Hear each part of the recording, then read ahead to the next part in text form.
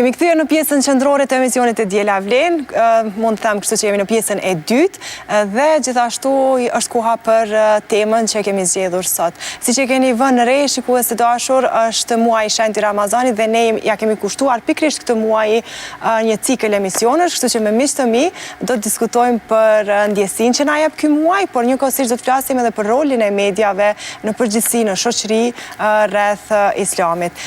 Gjithsesi nuk po du me zgjat më shumë, sepse me zipres me ju taku edhe juve me miqtë e mi që i kam sot këtu në studio.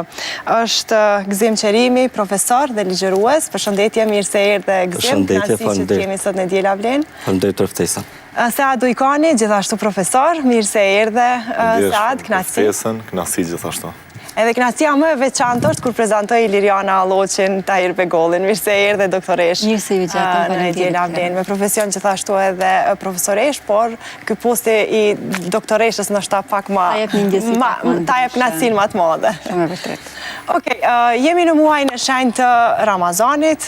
Sigurisht kam një cikël kështu të emisioneve që po diskutojmë me miq. A e nisim me ty Gzim për ndjesinë që ta jep personalisht ty ky muaj? Por ndjesia e Ramazanit është e veçantë, ashtu sikur se që është shumica e qytetarëve të Kosovës. Tonë personalisht ndjesia e Ramazanit ka filluar që në moshën e hershme të fëmirisë dhe fal atmosferës të mirë që ka mbretëruar gjithherë në familjet tona, në këtë rast në familjen time, është një ndjesi që nga mosha e hershme e fëmirisë, pra që nga mosha 3 vjeçare apo 4 vjeçare, dhe këto falë kontributit nënës time në ratë parë, tani me që është të ndjerë, Zote më shiroft, aja gjithherë ka qenë që i ka jep kuptim ndjesisë tonë familjare gjatë Ramazanit, ka qenë shumë e përkushtune në Ramazan, dhe si duket kjo ndjesi është me fuqishme se kjo ndjesi që kanë ardhur pas me vonë. Kjo është krejtësisht si rezultat i një ndjenje të fuqishme familjare. Me vonë, këtë është e kuptueshme që kemë ndëgjuar ligjërata, ligjërime të ndryshme edhe fetare, edhe shkencore për vlerat e agjerimit, por të njëjtën kohë dhe lexime të shumta, por ndjesia më e fuqishme pas një dyshim mbetet ndjesia e fëmirisë. E fëmirisë, e sofrës. Po, saktësisht. Agjerimin kam filluar që në shkollën e fillore. Në kuptuar që viti parë ka qenë pak më i vështirë, sepse është kuptuar agjerimi më shumë si detyrim dhe obligim dhe jo si bindje plot, por mandej gjitha vitet tjera i kanë jep kuptim dhe sot Ramazani dhe agjerimi është pjesë e rëndësishme e identitetit tim. Patjetër është edukat. Saad? Faleminderit.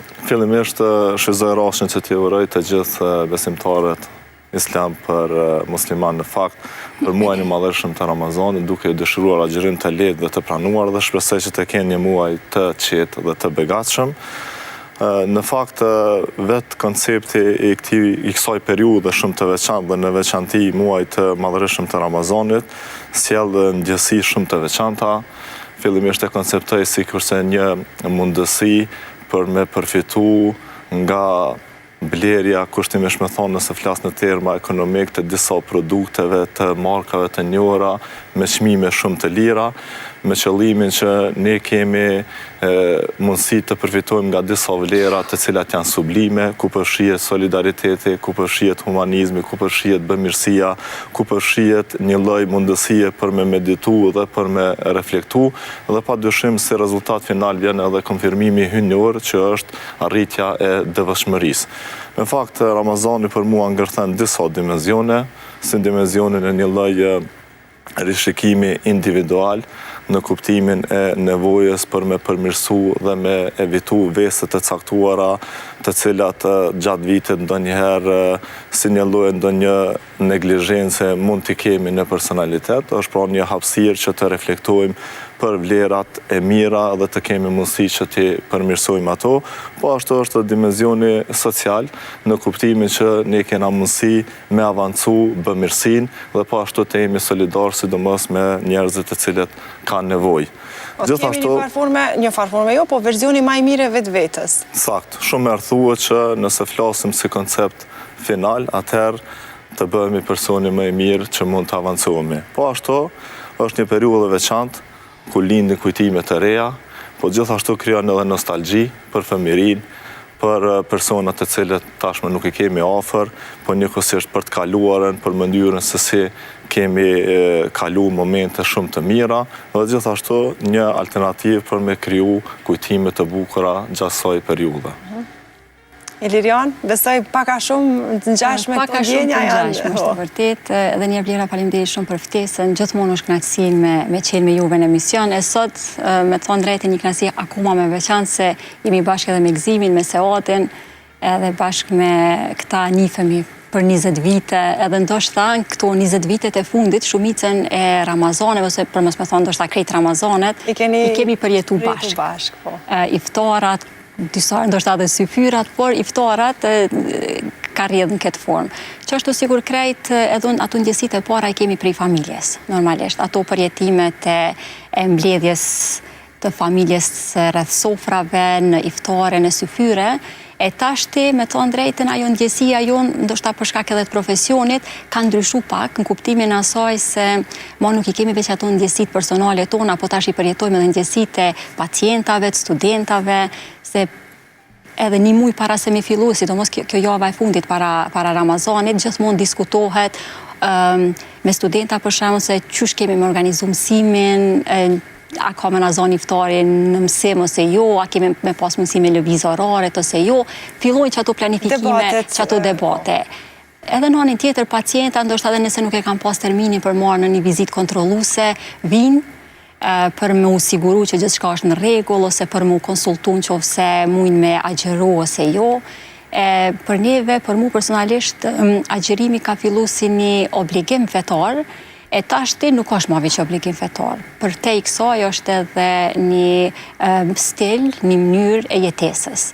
Edhe bile me thonë edhe është një strategji e shëndetshme e të ushqyerit. Me thonë, do shta ma vonë kemi pas mundësi një shpalose edhe këto. Andaj kemi profesionet të ndryshme nga ekonomia, gazetaria edhe mjekësia. Edhe nga shëndetësia, po. Gjithsesi, do më thonë njerëzit para përgatiten, qoftë ata që duan me agjeru, sigurisht përgatiten në pak më herët që të sigurohen nëse mundën ose jo, e gjithmonë ka përjashtime. Po kjo ndjesi që mua i shenjti Ramazanit na jep, tham që sigurisht që është që nga rinia e hershme, fëmiria, e pastaj nëse një kohë është obligim fetar, dikur shëndrohet në dëshire dhe vullnet më të madhe. Ju ka ndihmuar, do më thonë, leximi, praktika rreth fesë islame, pavarësisht që keni profesione komplet të ndryshme, po kjo nuk ka të bëjë me profesionin. Ju ka ndihmuar që të arrini një farë forme devotshmërinë çdo vit në një grad më të lartë duke lexuar? Në realitet, se cilë Ramazani ka të veçantat veta, dhe se cilë përjetim është më i veçantë se vite para prak, dhe në fund të agjerimit vjen drejtë një ide që asnjëherë nuk ka qenë një ndjenjë kaq e fuqishme, por ajo përsëritet për çdo vit. Është mëse vërtet që e ceku dhe profesoresha Ilirian që agjerimi fillimisht ka filluar si obligim, si detyrë fetare, por mandej është si bindje e fuqishme. Dhe në realitet ndodh që shumica e sukseseve tona kanë rrjedhë gjatë Ramazanit, duke pas parasysh që Ramazani nuk është mesazhe që neve të na privon vetëm nga ushqimi dhe nga pijet, por të njëjtën kohë na krijon të ne edhe një disiplinë, dhe të njëjtën kohë ndikon në shpirtin tonë që t'i largojmë shumë vese negative cilat janë, siç janë zilia, urrëtia, po themi fjalore ju i duhur, dhe të njëjtën kohë ushqen durimin që më shumë të ju duhet njeriut në këtë botë. Pra në realitet si rezultat edhe i leximeve fetare, por viteve të fundit edhe leximeve nga shkenca, vrim që dobit e muajit të Ramazanit dhe dobit e agjerimit në një farë forme janë të pa nëmrueshme. Dhe në realitet ky element ndikon që ne çdo herë të jemi, po themi, më ndryshe në këtë muj kuptimin pozitiv. Në aspektin ekonomik na tregoi edhe Saadi që gjithmonë mundohemi me qenë sa më solidar që me u ndihmu njerëzve, kush e din në fakt se cili profesion e gjen veten gjithmonë edhe në islam.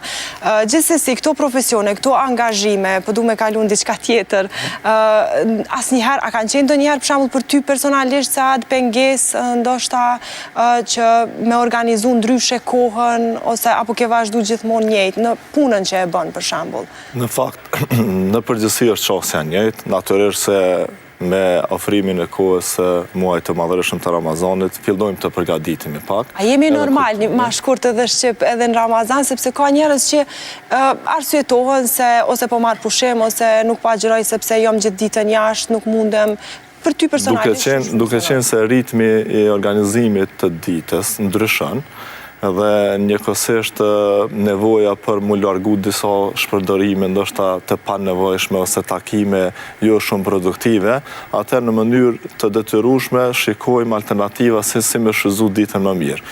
Në rastin konkret për shkak të profesionit, ndoshta sfida kryesore është se si mu mundu me menaxhu energjinë, për shkak që ditë që kemi më të ngarkuara me orë mësimore, natyrisht munduemi që sa i përket zërit dhe të folurit të jemi kushtimisht me thonë më të kujdesshëm në mënyrë që të kemi energjinë e nevojshme për ta kaluar ditën, po ashtu edhe shumë takime ose eventualisht aktivitetet e tjera sistemohen në atë formë që i dizajnojmë në bazë të orarit të agjerimit. Nëse ka ndonjë takim të rëndësishëm që mund ta mësojmë ta mbajmë pas iftarit, natyrisht të shqyrtojmë.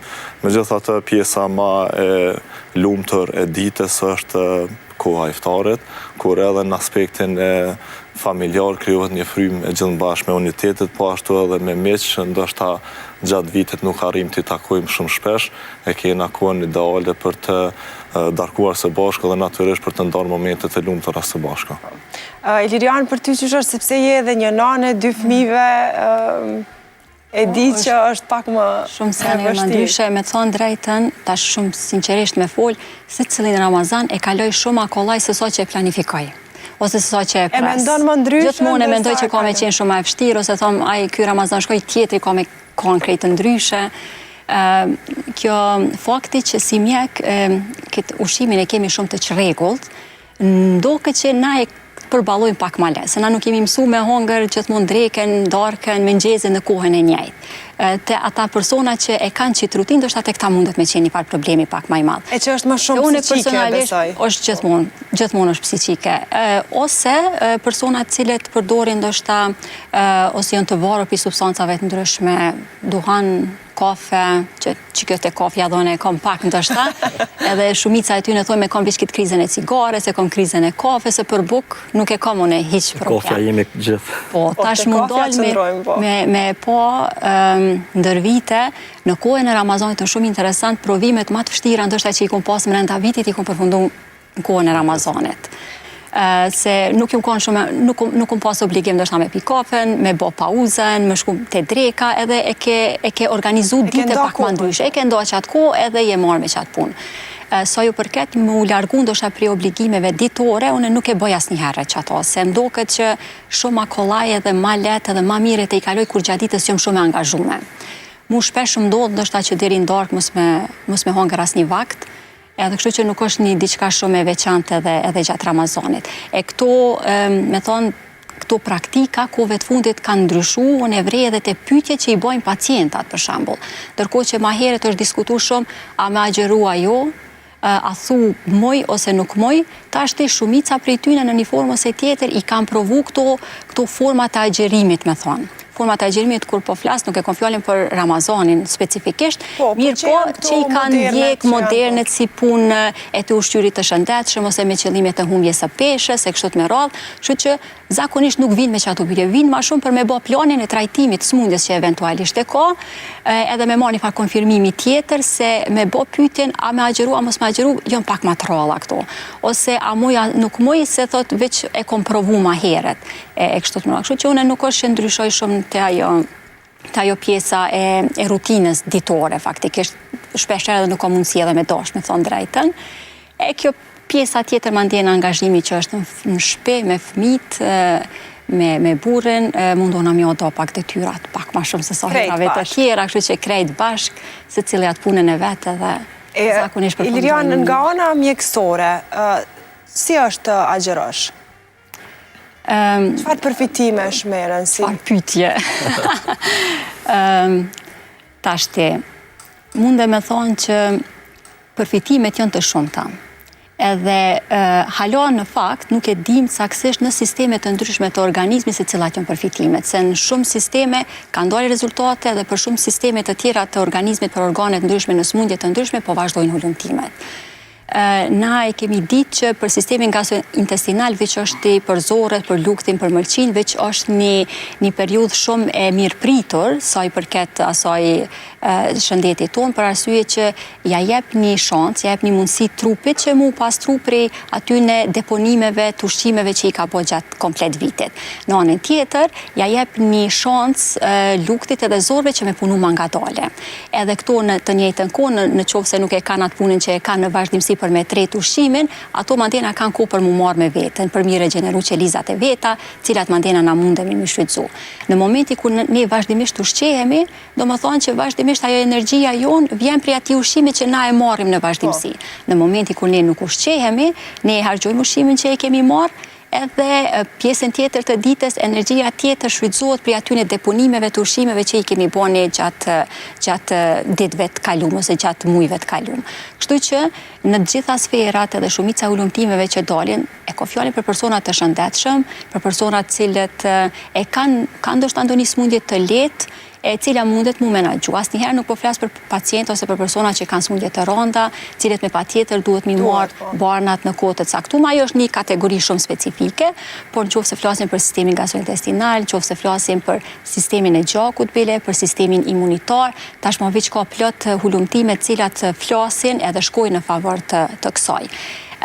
Hulumtimet tashmë nuk bën veç në aspektin e agjerimit si obligim fetar i muslimanëve, por tashti kanë dalë faktikisht edhe dieta, në fakt quhen dieta, unë ma shumë isha ato si strategji të ushqyrit, se dieta është kur ne e planifikojmë se çka dhe sa duhet me hongër, kurse kjo pjesa e agjerimit është që e përcakton më tepër kohën se kur duhet me hongër, ose sa kohë duhet me hongër, sa jo.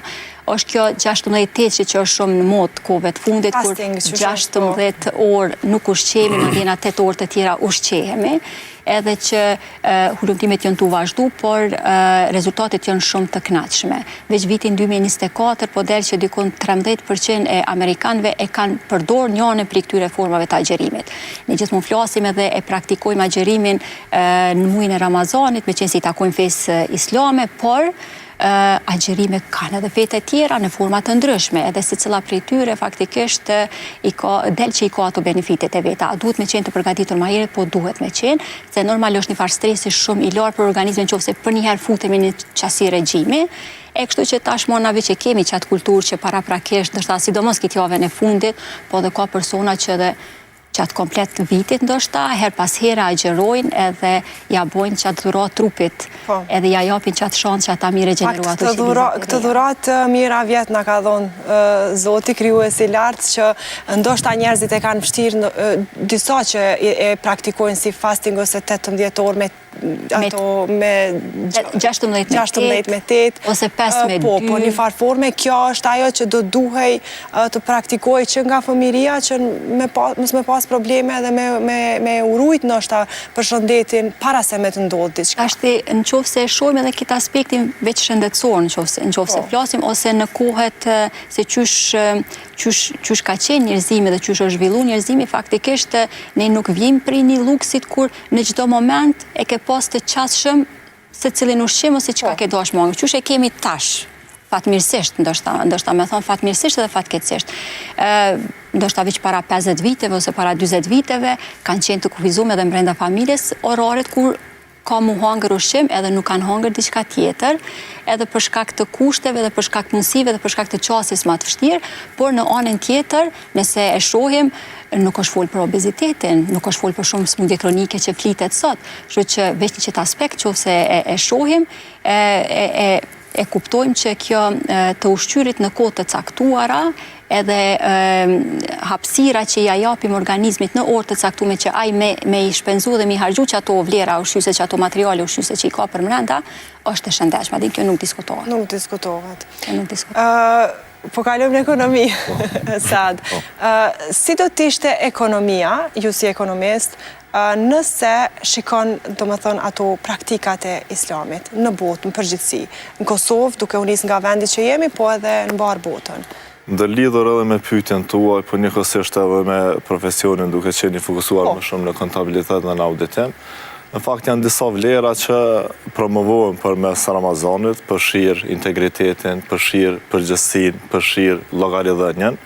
Edhe natyrisht secili person individualisht do duhet të mundohej që sidomos në periudhën e Ramazanit ta shfrytëzoj këtë moment në mënyrë që të avancoj të gjitha këto vlera. Njëkohësisht njëra prej ndoshta sfidave kryesore edhe si individ, edhe si shoqëri në përgjithësi që e kemi është menaxhimi i duhur i burimeve.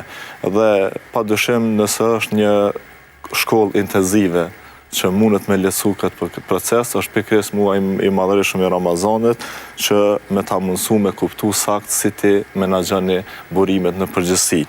Sa i përket kontekstit ekonomik, ajo çka dua të theksoj është pjesa që ka të bëj me kontekstin social ose promovimin e vlerave sociale, ku sidomos është shumë e pëlqyer që gjatë muajit të madhërisëm të Ramazanit me theks të veçantë të ndahet një pjesë e pasurisë, sidomos për personat që kanë nevojë dhe kategori të përkatëse. Është zekati ose Zekati, përkatësisht në këtë muaj si vepër e mirë dhe pëlqyer është po ashtu sadakaja dhe gjithë kjo sakrificë pastaj do të reflektonte edhe në një lloj barazie të përgjithshme.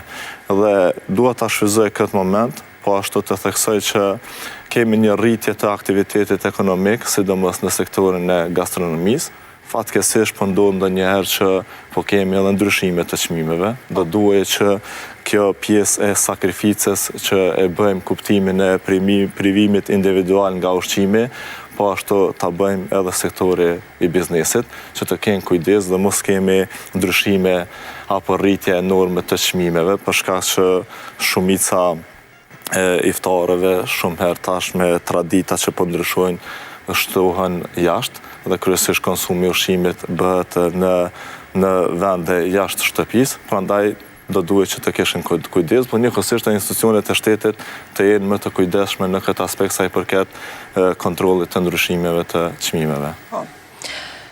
Gzim, si qëndrojmë si media në përgjithësi, sa japim hapësirë edukimit të drejtë që është islami, sa vlerësohet islami në përgjithësi në mediat në Kosovë, si të duket si profesionist? Nëse flasëm për periudhën e fundit, besoj që mediat kanë një reflektim dhe kanë hapësirat mjaftueshme sa i përket tematikave. Duke bërë krahasimin, sepse diku ka qenë ndoshta kushtimisht edhe duhet të them e ndaluar. Në realitet nëse pikërisht to është edhe problematika.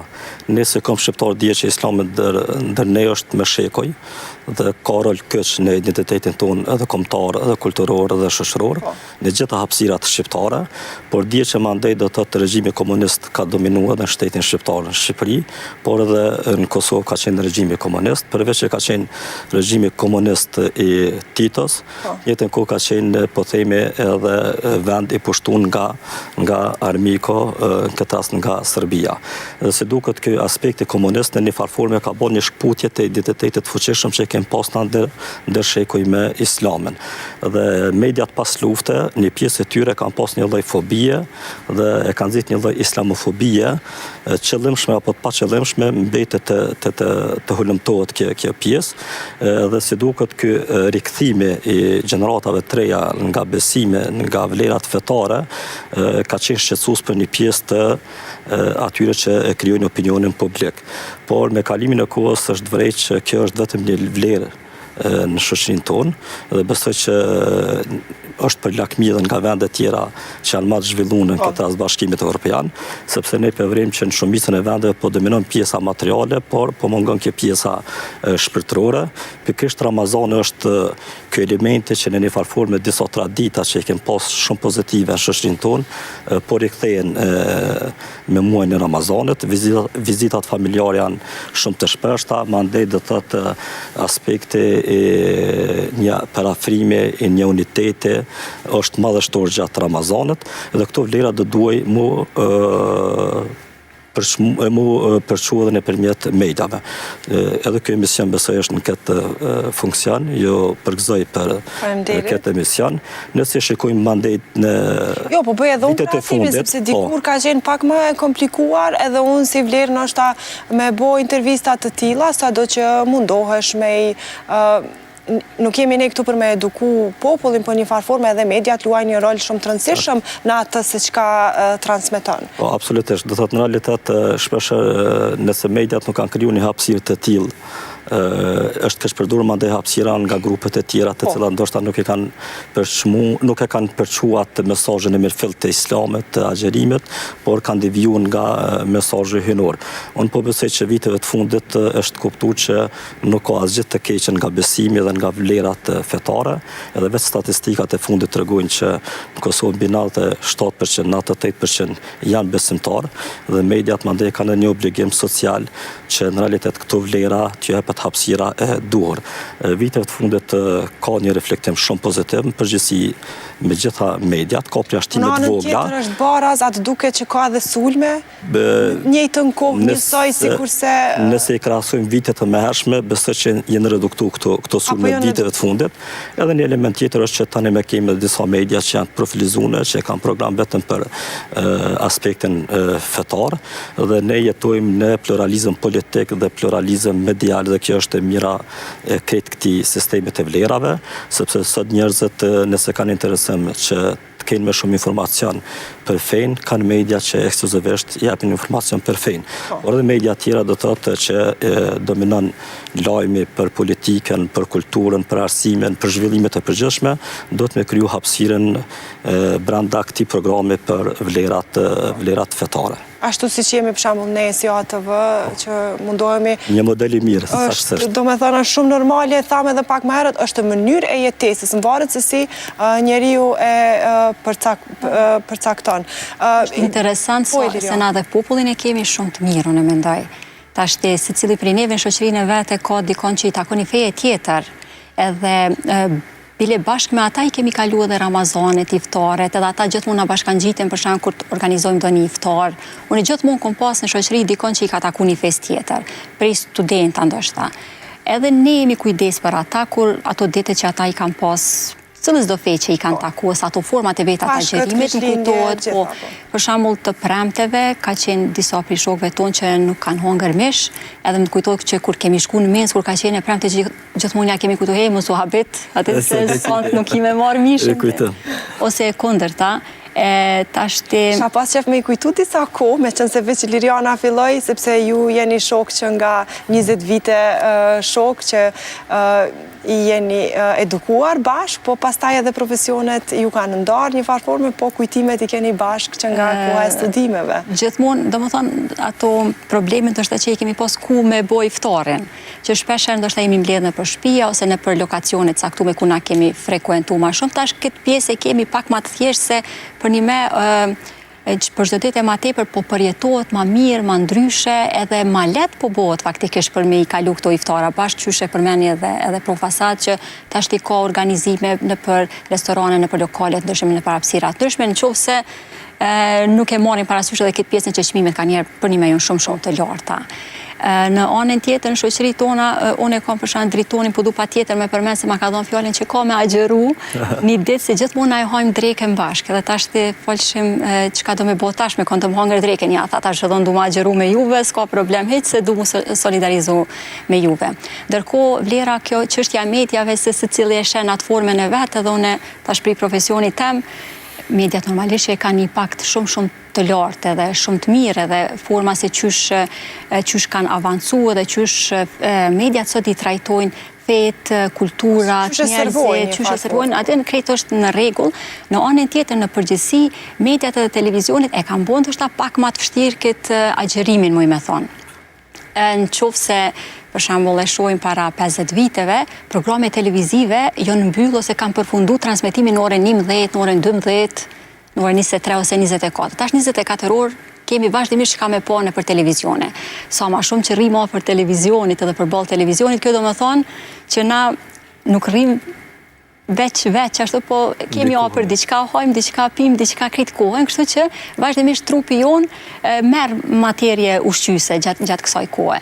E ma herët ndoshta ka qenë që aspekt ka qenë pak më e lehtë se trupi në një farë forme ka qenë i përgatitur që për disa orë të tëra hiç mos me marr ushqim.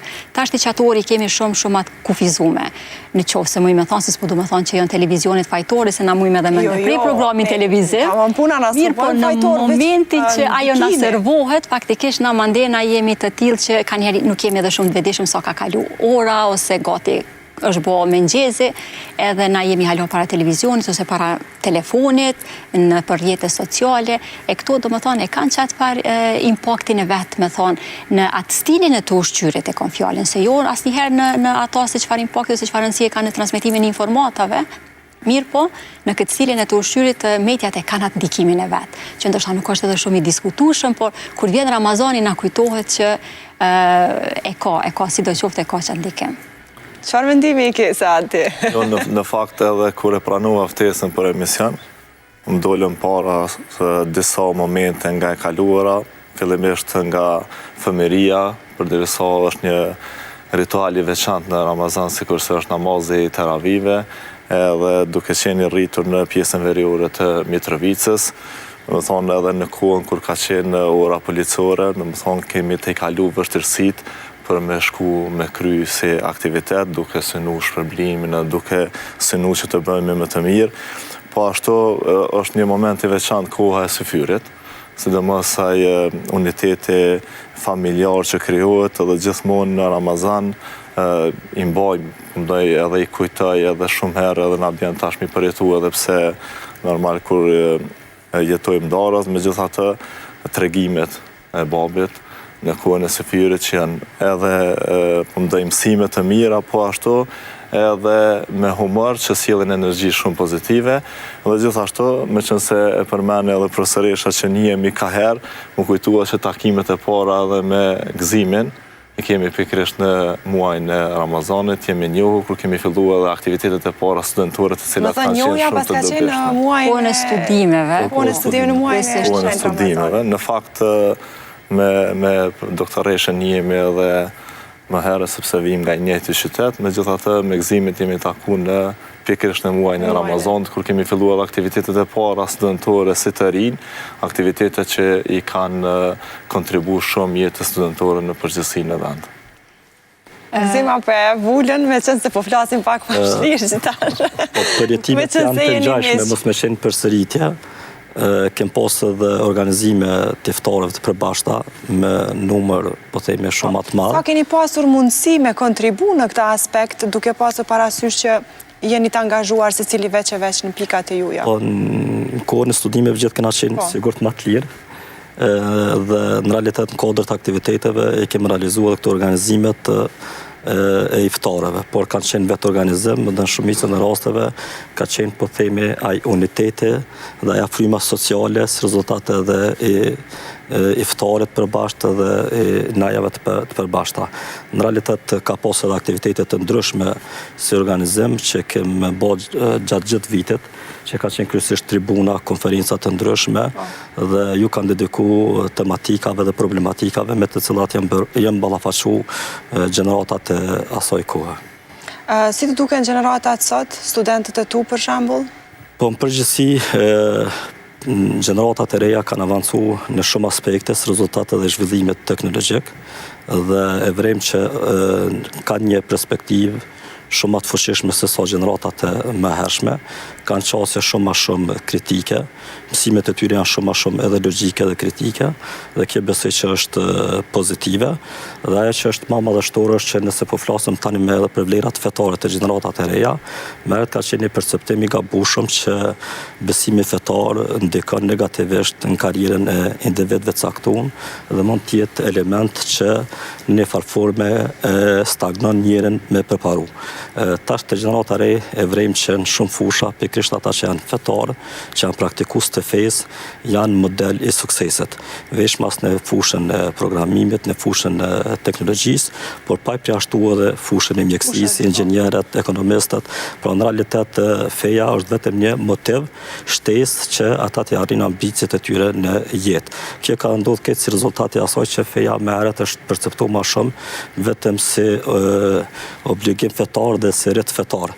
Por në mënyrën që gjenerata e re e ka përqafuar si sistem jete, atëherë e kemi pa vlerat e vërteta të besimit. Mendon që është sekreti këtu që të përqafohet si sistem jete e jo si vetëm si rit fetar? Unë besoj, po, pikrisht kjo është ideja, do të thotë nëse besimi është sistem jete, atëherë do të thotë rezultatet do të jenë të jashtëzakonshme dhe kjo kërkohet edhe për rritje fetare, se nëse shikojmë rritjet fetare, brenda ditës maksimum e kërkohen 20 minuta për kushtim, ndërka që 23 orë tjera mbesin që të shndrohen në sistem jete. Veç mas në kohën që ne po jetojmë gjithë jemi dëshmitar që fatkeqësisht dinamika jetës, zhvillimi teknologjik po dominon të ne materialja.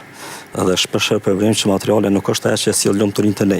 E vetëm një mënyrë me bë balancimin mes materiales dhe shpirtërores janë pikërisht besimet fetare, vlerat fetare, pa marrë parasysh cilët besim, secili është i lirë, sepse njeriu në esencë është i lirë nga vetë Zoti, mu përcaktu për besimin e tij. Tad? Në fakt, krejt mesazhet që përcjellen përmes Ramazanit në mënyrë unanime vijnë tek arritja e devotshmërisë. Pa marrë parasysh bindjet fetare, nëse flasim për devotshmërinë si vlerë, edhe për devotshmërinë që do duhet ta posedonte secili person, konsideroj që është njëna prej vlerave më sublime.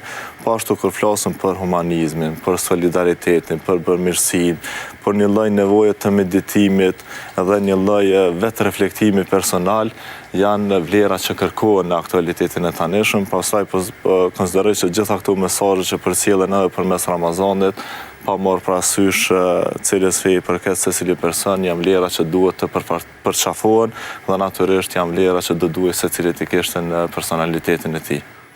Lirian, duke pasur parasysh si njëjtë si Saadi edhe Gëzimi që keni kontakt me student, me rini, si të duken ty nga këndvështrimi jot si një doktoresh dhe profesoresh? Na, gjithmonë kur t'jemi në takime kështot me Saadin, me Gëzimin... Sigurisht keni diskutimet njëjta? Gjithmonë, edhe normalisht ndoshta pse ato aktivitetet tona të përbashkëta kanë filluar prej kohës studimeve për brenda një organizate studentore që është quajtur Paqja Studentore, edhe cila ka qenë një periudhë unë shumë dina krenare për atë pjesë dhe për gjitha ato aktivitete që i kemi bo aty. Edhe përpa e të i kaluese, përpa pikë modestie me thonë që dhe personat cilët kanë qenë pjesë asoj organizatës që kanë udhëheqë ndër vite. Atë organizatë kryesisht janë, në atë ku kanë qenë studenta shumë të mirë dhe sot janë profesionista shumë të mirë, edhe ne vazhdimisht takohemi me ta, takohemi në rrugë, me disa nifemi normalisht ma gjatë parsisht sa kemi punu bashkë edhe me disa, edhe gjithmonë Paqja Studentore është një farë pike referente në Paqja po të kujtohet prej Paqjes e kështot me radhë.